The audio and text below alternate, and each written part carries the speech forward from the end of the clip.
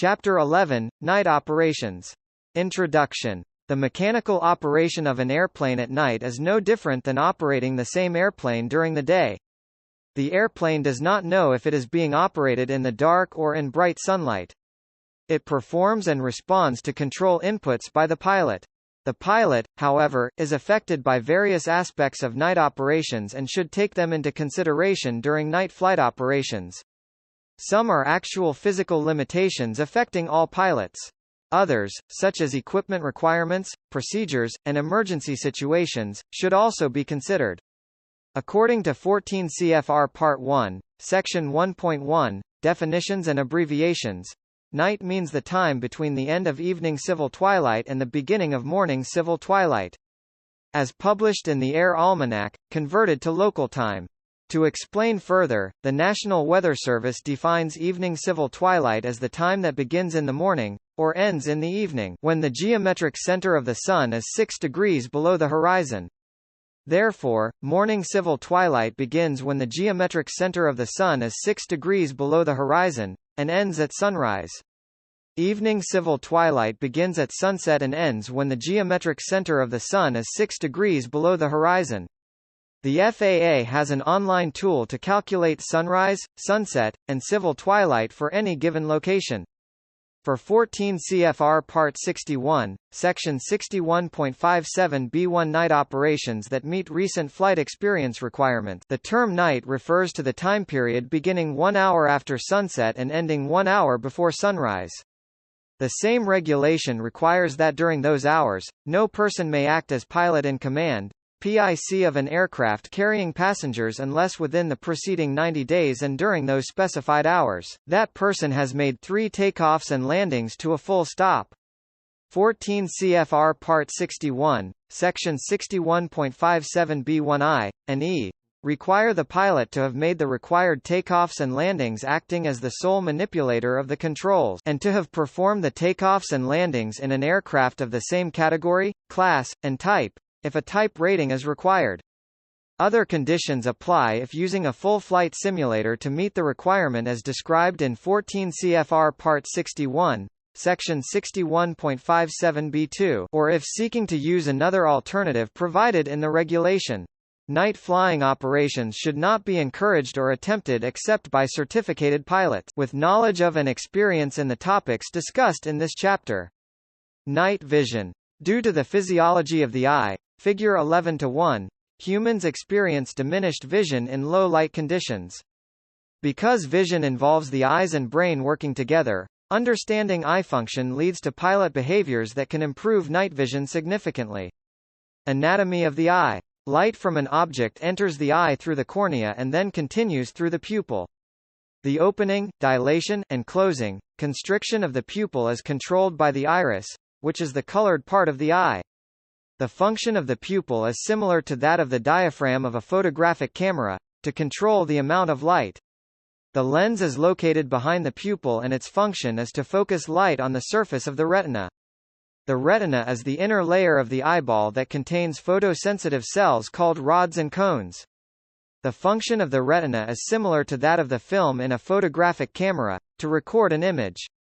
The cones are located in higher concentrations than rods in the central area of the retina known as the macula, which measures about 4.5 mm in diameter. The exact center of the macula has a very small depression called the fovea, which contains cones only. The cones are used for day or high-intensity light vision.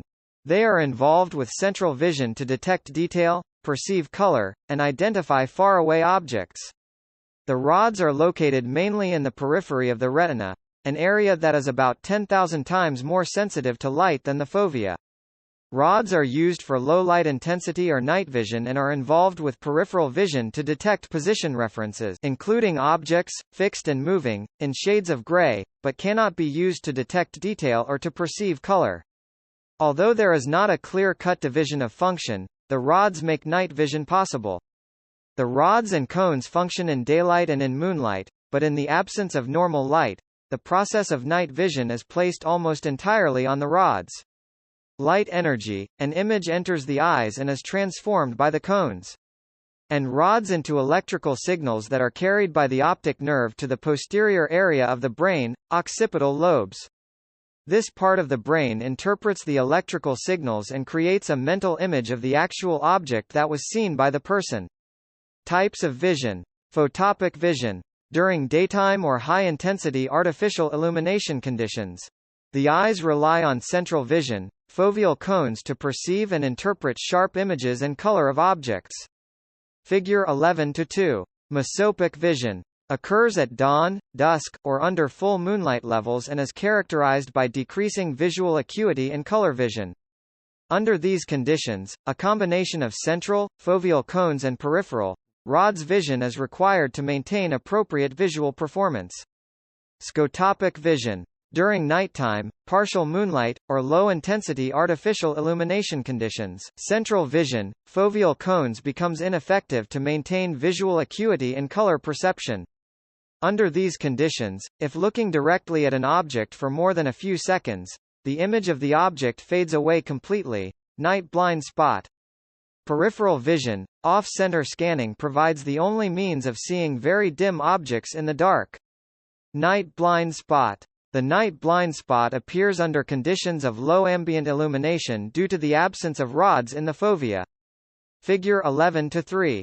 This absence of rods affects the central 5 to 10 degrees of the visual field. If an object is viewed directly at night, it may go undetected or it may fade away after initial detection.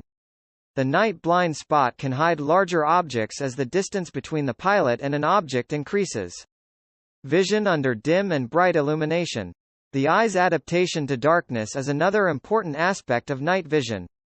When a dark room is entered, it is difficult to see anything until the eyes become adjusted to the darkness. Almost everyone experiences this when entering a darkened movie theater. In darkness, vision gradually becomes more sensitive to light. Maximum dark adaptation can take up to 30 minutes. Exposure to aircraft anti-collision lights does not impair night vision adaptation, because the intermittent flashes have a very short duration, less than 1 second. However, if dark-adapted eyes are exposed to a bright light source, searchlights, landing lights, flares, etc. for a period of 1 second or more, night vision is temporarily impaired. If it is safe to do so, pilots may close one eye when bright exposure begins in order to preserve dark adaptation for that eye. Factors affecting vision. During the day, identification of objects at a distance is aided by good resolution. At night, the identification range of dim objects is limited and the detail resolution is poor. Surface references or the horizon may become obscured by smoke, fog, smog, haze, dust, ice particles, or other phenomena, even when visibility meets visual flight rule, VFR minimums. This is especially true at airports located adjacent to large bodies of water or sparsely populated areas where few, if any, surface references are available. Lack of horizon or surface reference is common on over-water flights, at night, and in low visibility conditions. Presence of uncorrected refractive eye disorders such as myopia, nearsightedness, impaired focusing of distant objects. Hyperopia, farsightedness, impaired focusing of near objects, astigmatism, impaired focusing of objects in different meridians, or presbyopia, impaired focusing of near objects affect day and night vision. Self-imposed stresses such as self-medication, alcohol consumption, including hangover effects, tobacco use, including withdrawal, hypoglycemia, sleep deprivation, fatigue, and extreme emotional upset can seriously impair vision. In-flight exposure to low barometric pressure without the use of supplemental oxygen, above 10,000 feet during the day and above 5,000 feet at night, can result in hypoxia, which impairs visual performance. Due to the effects of carbon monoxide on the blood, smokers may experience a physiological altitude that is much higher than actual altitude. The smoker is thus more susceptible to hypoxia at lower altitudes than the non-smoker. Other factors that may have an adverse effect on visual performance include windscreen haze, improper illumination of the flight deck and/or instruments, scratched and/or dirty instrumentation, use of flight deck red lighting. Inadequate flight deck environmental control, temperature and humidity, inappropriate sunglasses and/or prescription glasses, contact lenses, and sustained visual workload during flight. Red light illumination distorts colors, magenta and yellow pigments both appear as red, and cyan pigment appears black on aeronautical charts. Pilots should use it only where optimum outside night vision capability is necessary. Dim white flight deck lighting should be available when needed for map and instrument reading. Monovision contact lenses, one contact lens for distant vision and the other lens for near vision, make the pilot alternate his/her vision. That is, a person uses one eye at a time, suppressing the other, and consequently impairs binocular vision and depth perception. The FAA recommends not using these lenses when piloting an aircraft. A flickering light in the flight deck, anti-collision lights, or other aircraft lights, may cause interference with brain function. Although rare, this may occur at frequencies from 1 to 20 Hz. If continuous, the possible physical reactions can be nausea, dizziness, grogginess, unconsciousness, headaches, or confusion. Pilots should try to eliminate or screen out any light source that might cause an unwanted reaction to blinking or flickering lights. Sunglasses can aid the dark adaptation process, which is delayed by prolonged exposure to bright sunlight. Night illusions. Visual illusions are especially hazardous because pilots rely on their eyes for correct information. Darkness or low visibility increases pilots' susceptibility to error. Two illusions that lead to spatial disorientation, false horizon and autokinesis, concern the visual system only. False horizon. Flying at night under clear skies with ground lights below can result in situations where it is difficult to distinguish the ground lights from the stars. A dark scene spread with ground lights and stars, and certain geometric patterns of ground lights can provide inaccurate visual information, making it difficult to align the aircraft correctly with the actual horizon. An aurora borealis display at night or a visible sloping cloud formation can also affect a pilot's sense of the horizon. A similar problem is encountered during certain daylight operations over large bodies of water. Various atmospheric and water conditions can create a visual scene without a discernible horizon. Autokinesis. In the dark, a stationary light will appear to move about when stared at for many seconds. The disoriented pilot could lose control of the aircraft in attempting to align it with the false movements of this light.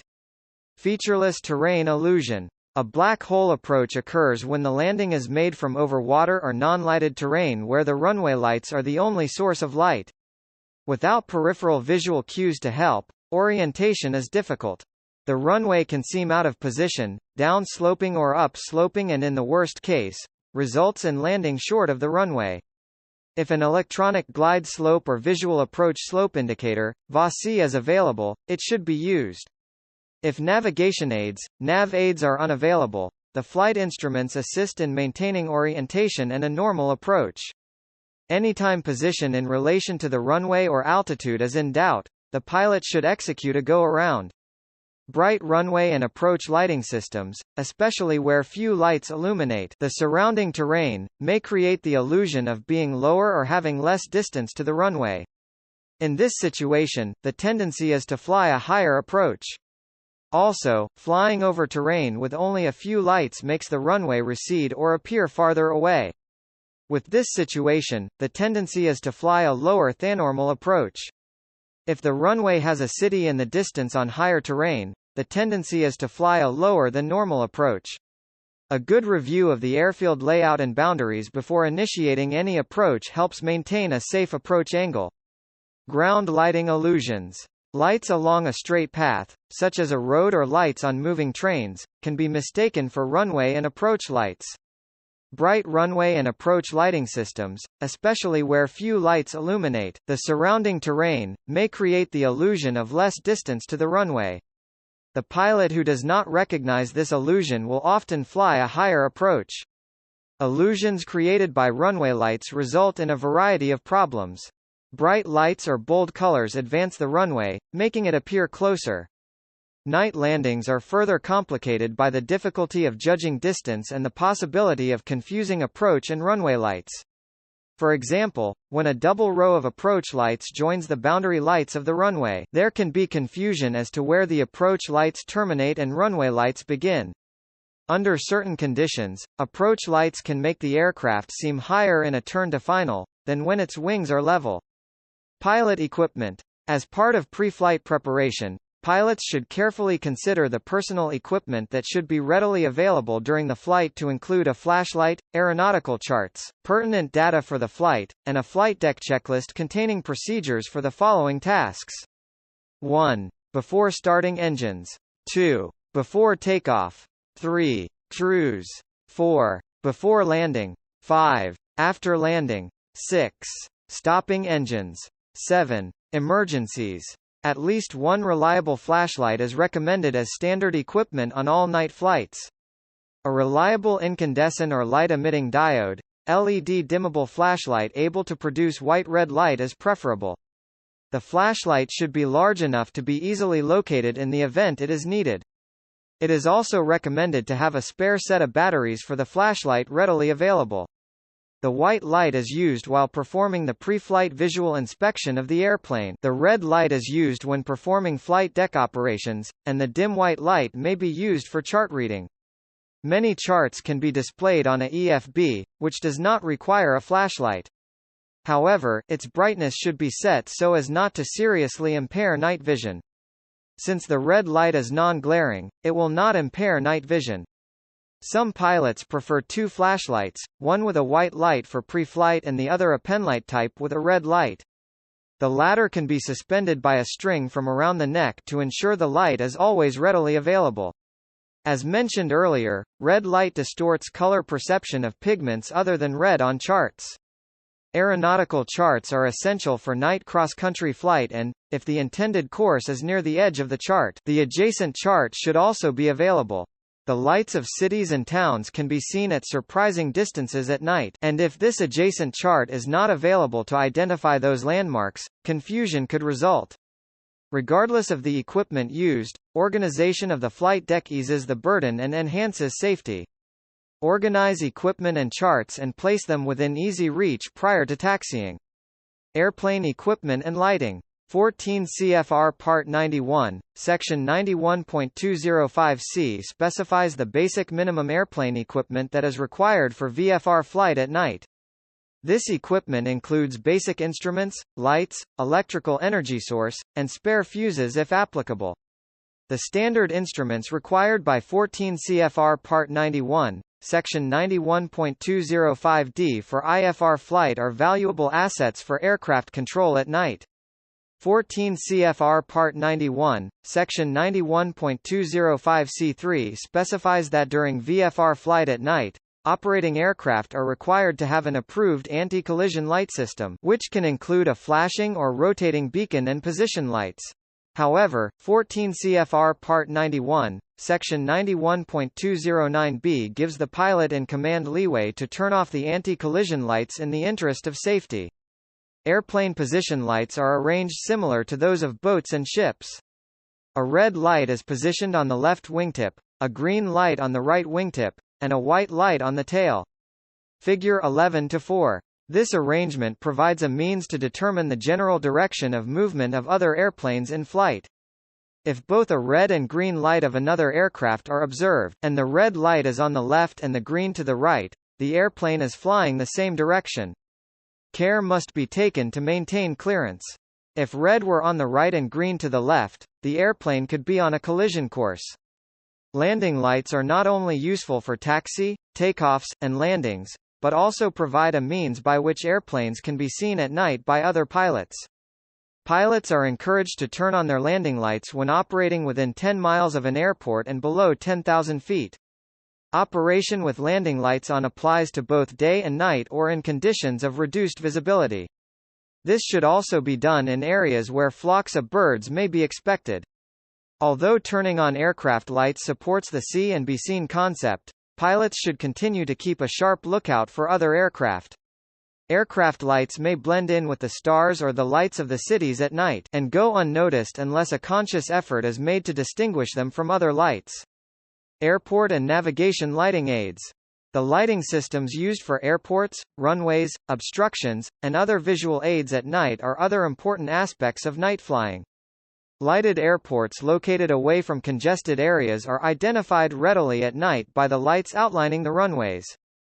Airports located near or within large cities are often difficult to identify as the airport lights tend to blend with the city lights. It is important to not only know the exact location of an airport relative to the city, but also to be able to identify these airports by the characteristics of their lighting patterns. Aeronautical lights are designed and installed in a variety of colors and configurations, each having its own purpose.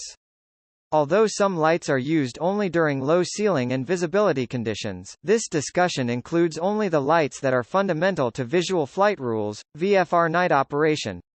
It is recommended that prior to a night flight, and particularly a cross-country night flight, that a check of the availability and status of lighting systems at the destination airport is made.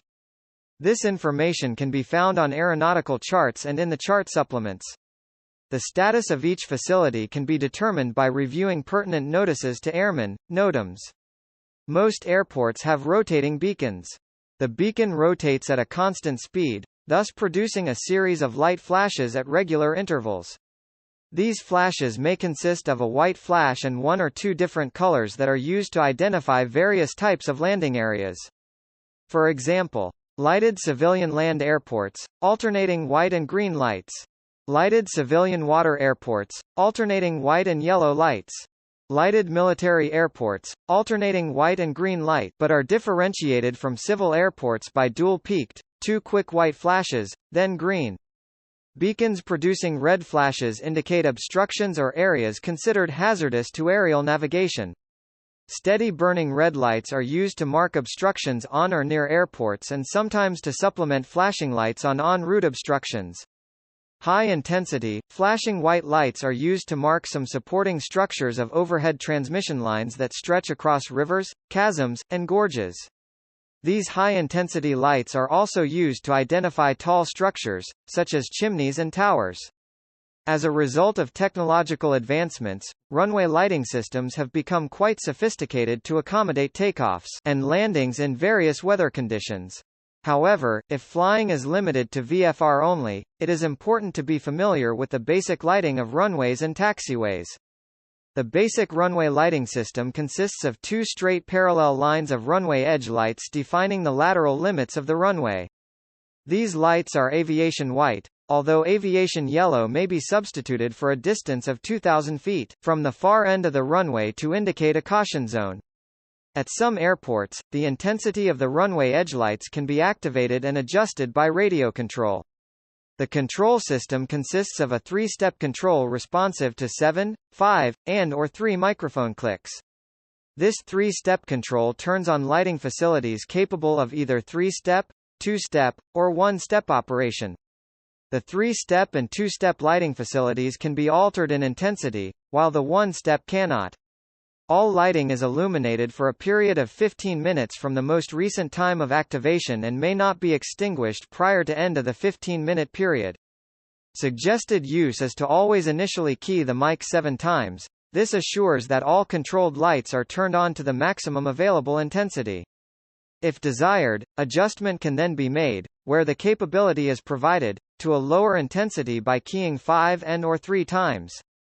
Due to the close proximity of airports using the same frequency, radio-controlled lighting receivers may be set at a low sensitivity, requiring the aircraft to be relatively close to activate the system. Consequently, even when lights are on, the pilot should always key the mic as directed when overflying an airport of intended landing, or just prior to entering the final segment of an approach.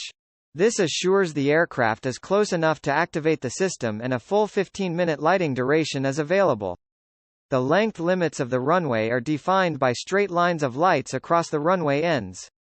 At some airports, the runway threshold lights are aviation green, and the runway end lights are aviation red. At many airports, the taxiways are also lighted. A taxiway edge lighting system consists of blue lights that outline the usable limits of taxi paths. Training for night flight. Learning to fly safely at night takes time and experience. Pilots should practice maneuvers at night including straight and level flight, climbs and descents, level turns, climbing and descending turns, and steep turns. Practicing recovery from unusual attitudes should only be done with a flight instructor. Pilots may practice these maneuvers with all the flight deck lights turned off, as well as on. This blackout training simulates an electrical or instrument light failure. Pilots should also use the navigation equipment and local nav aids during the training. In spite of fewer references or checkpoints, night cross-country flights do not present particular problems if pre-planning is adequate. Just as during the day, the pilot continuously monitors position, time estimates, fuel consumed, and uses nav aids, if available, to assist in monitoring en route progress. Preparation and pre-flight. Night flying requires that pilots are aware of, and operate within, their abilities and limitations. Although careful planning of any flight is essential, night flying demands more attention to the details of pre-flight preparation and planning. Preparation for a night flight includes a thorough review of the available weather reports and forecasts, with particular attention given to temperature dew point spread. A narrow temperature dew point spread may indicate the possibility of fog. Emphasis should also be placed on wind direction and speed, since its effect on the airplane cannot be as easily detected at night as during the day. On night cross-country flights, pilots should select and use appropriate aeronautical charts to include the appropriate adjacent charts. Course lines should be drawn in black to be more distinguishable in low light conditions. Rotating beacons at airports, lighted obstructions, lights of cities or towns, and lights from major highway traffic all provide excellent visual checkpoints. If using a global positioning system, GPS for navigation, the pilot should ensure that it works properly. All necessary waypoints should be loaded before the flight, and the database should be checked for accuracy prior to taking off and again once in flight. The use of radio navigation aids and communication facilities adds significantly to the safety and efficiency of night flying. Check all personal equipment prior to flight to ensure proper functioning and operation. All airplane lights should be checked for operation by turning them on momentarily during the pre-flight inspection. Position lights can be checked for loose connections by tapping the light fixture. If the lights blink while being tapped, determine the cause prior to flight. Parking ramps should be checked with a flashlight prior to entering the airplane. During the day, it is quite easy to see stepladders, chuck holes, wheel chocks, and other obstructions, but at night, it is more difficult and a check of the area can prevent taxiing mishaps. Starting, taxiing, and run-up. Once seated in the airplane and prior to starting the engine, a careful pilot will organize and arrange all items and materials to be used during the flight. The pilot should also take extra care at night to clear the propeller area. While turning the rotating beacon on or flashing the airplane position lights helps alert persons nearby to remain clear of the propeller, the pilot should carefully and methodically scan the area around the aircraft. To avoid excessive drain of electrical current from the battery, the pilot may turn off unnecessary electrical equipment until after the engine has been started. After starting the engine and when ready to taxi, the pilot turns the taxi or landing light on. In some airplanes, continuous use of the landing light while taxiing may place an excessive drain on the airplane's electrical system. Also, overheating of some types of landing lights is possible because of inadequate airflow to carry the heat away. If overheating or electrical power is an issue, the landing light may be used only if necessary. When using lights, consideration should be given to not blinding other pilots. Pilots should taxi slowly, particularly in congested areas. If taxi lines are painted on the ramp or taxiway, following the lines ensures a proper path along the route. An instrument check should be done while taxiing to check for proper and correct operation prior to takeoff.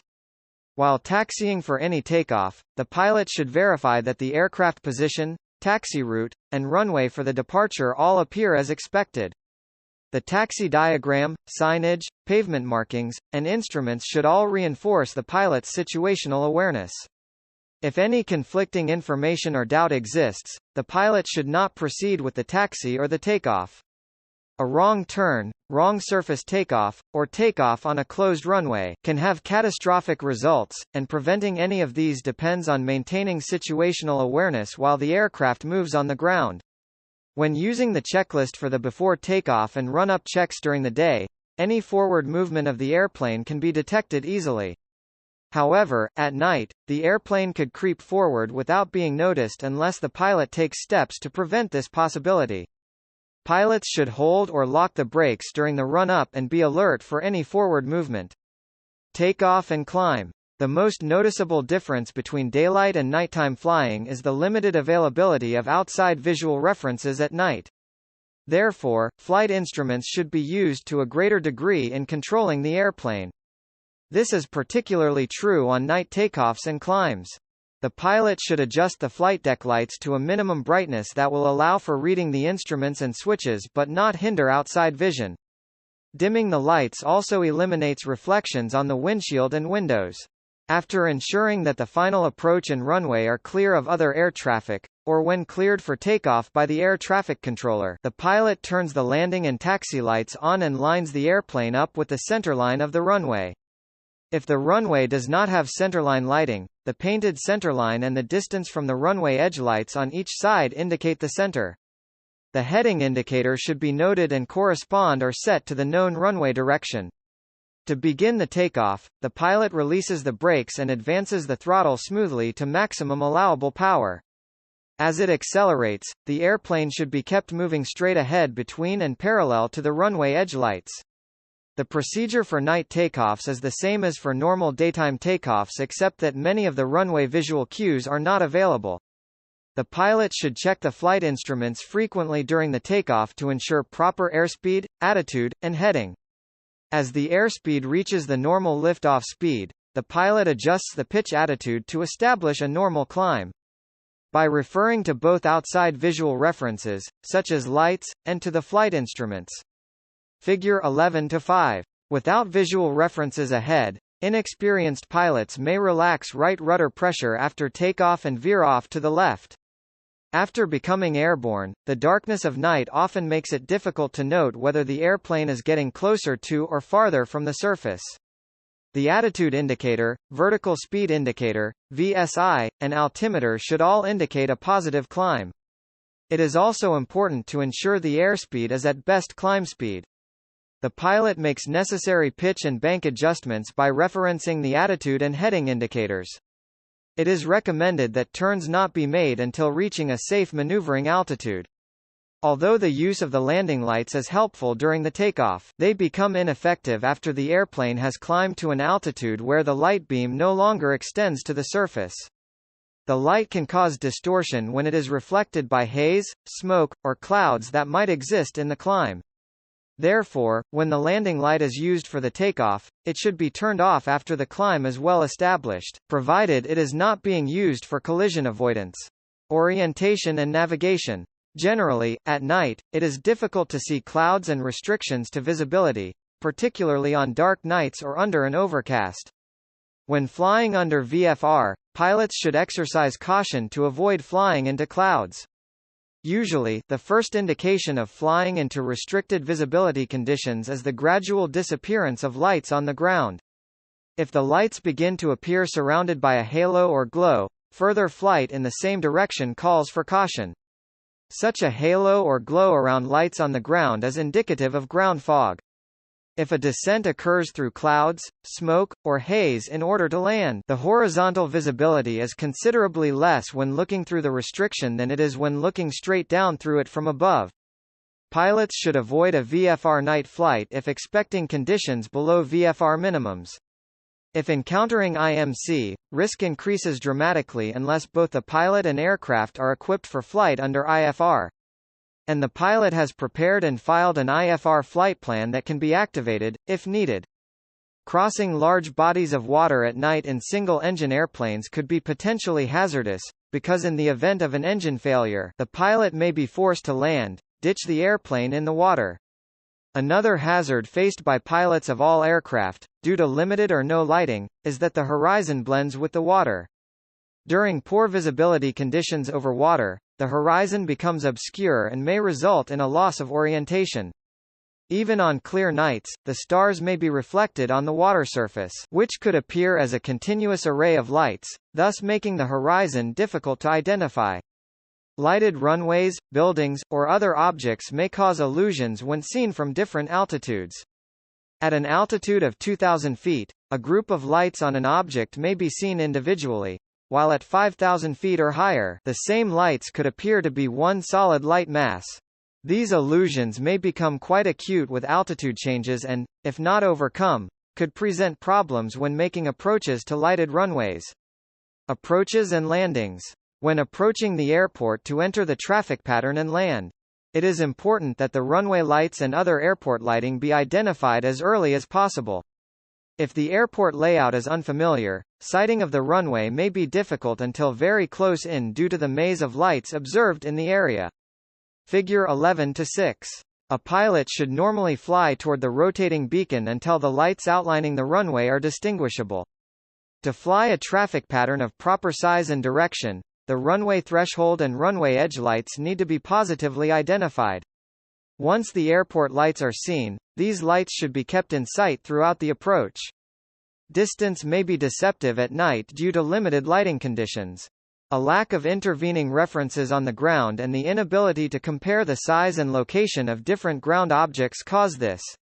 This also applies to the estimation of altitude and speed. Consequently, more dependence should be placed on flight instruments, particularly the altimeter and the airspeed indicator. Monitoring the altimeter prevents flying too low for the distance from the airport. When entering the traffic pattern, the pilot should allow adequate time to complete the before-landing checklist. If the heading indicator contains a heading bug, setting it to the runway heading is an excellent reference for the pattern legs. The pilot maintains the recommended airspeeds and executes the approach and landing in the same manner as during the day. A low, shallow approach is definitely inappropriate during a night operation. The altimeter and VSI should be constantly cross-checked against the airplane's position along the base leg and final approach. A visual approach slope indicator, VASI, is an indispensable aid in establishing and maintaining a proper glide path. Figure 11-7. After turning onto the final approach and aligning the airplane midway between the two rows of runway edge lights, the pilot should note and correct for any wind drift.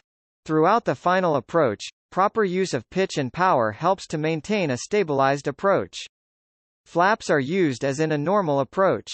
Usually, halfway through the final approach, the landing light is turned on. The landing light is sometimes ineffective since the light beam will usually not reach the ground from higher altitudes. The light may even be reflected back into the pilot's eyes by any existing haze, smoke, or fog. Safety considerations regarding local traffic and collision avoidance may overshadow these disadvantages. The round out and touchdown is made in the same manner as in day landings. At night, the judgment of height, speed, and sink rate is impaired by the scarcity of observable objects in the landing area. An inexperienced pilot may have a tendency to round out too high.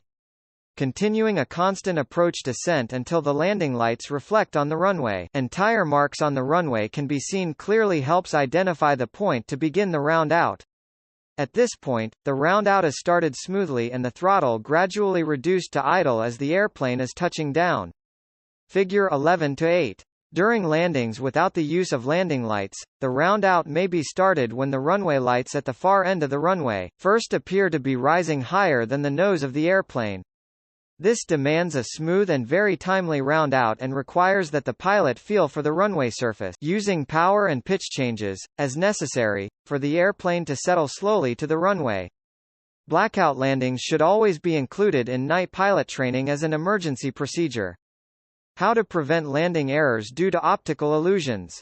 To prevent these illusions and their potentially hazardous consequences, pilots can 1. Anticipate the possibility of visual illusions during approaches to unfamiliar airports, particularly at night or in adverse weather conditions. 2. Consult airport diagrams and the chart supplements for information on runway slope, terrain, and lighting. 3. Make frequent reference to the altimeter, especially during all approaches, day and night. 4. If possible, conduct aerial visual inspection of unfamiliar airports before landing. 5. Use visual approach slope indicator VASI or precision approach path indicator (PAPI) systems for a visual reference or an electronic glide slope, whenever they are available. 6. Utilize the visual descent point VDP found on many non-precision instrument approach procedure charts. 7. Recognize that the chances of being involved in an approach accident increase when some emergency or other activity distracts from usual procedures. 8. Maintain optimum proficiency in landing procedures. Night emergencies. Perhaps the greatest concern about flying a single-engine airplane at night is the possibility of a complete engine failure and the subsequent emergency landing. This is a legitimate concern, even though continuing flight into adverse weather and poor pilot judgment account for most serious accidents. If the engine fails at night, there are several important procedures and considerations to keep in mind. They are as follows. Maintain positive control of the airplane and establish the best glide configuration and airspeed. Turn the airplane towards an airport or away from congested areas. Check to determine the cause of the engine malfunction, such as the position of fuel selectors, magneto switch, or primer. If possible, the cause of the malfunction should be corrected immediately and the engine restarted. Announce the emergency situation to air traffic control, ATC or Universal Communications, Unicom. If already in radio contact with a facility, do not change frequencies unless instructed to change. If the condition of the nearby terrain is known and is suitable for a forced landing, turn towards an unlighted portion of the area and plan an emergency forced landing to an unlighted portion. Consider an emergency landing area close to public access if possible. This may facilitate rescue or help, if needed. Maintain orientation with the wind to avoid a downwind landing. Complete the before landing checklist, and check the landing lights for operation at altitude. And turn on in sufficient time to illuminate the terrain or obstacles along the flight path. The landing should be completed in the normal landing attitude at the slowest possible airspeed. If the landing lights are unusable and outside visual references are not available, the airplane should be held in level landing attitude until the ground is contacted. After landing, turn off all switches and evacuate the airplane as quickly as possible. Chapter Summary. Night operations present additional risks that pilots should identify and assess. Night flying operations should not be encouraged or attempted, except by pilots that are certificated, current, and proficient in night flying. Prior to attempting night operations, pilots should receive training and be familiar with the risks associated with night flight and how they differ from daylight operations. Even for experienced pilots, night VFR operations should only be conducted in unrestricted visibility, favorable winds both on the surface and aloft, and no turbulence. Additional information on pilot vision and illusions can be found in FAA brochure AM 498-2 at www.fa.gov. Pilot safety brochures, and also in chapters 2 and 17 of the Pilot's Handbook of Aeronautical Knowledge, FAA H808325 at www.fa.gov. Additional information on lighting aids can be found in chapter 2 of the Aeronautical Information Manual, AIM, which can be accessed at www.fa.gov.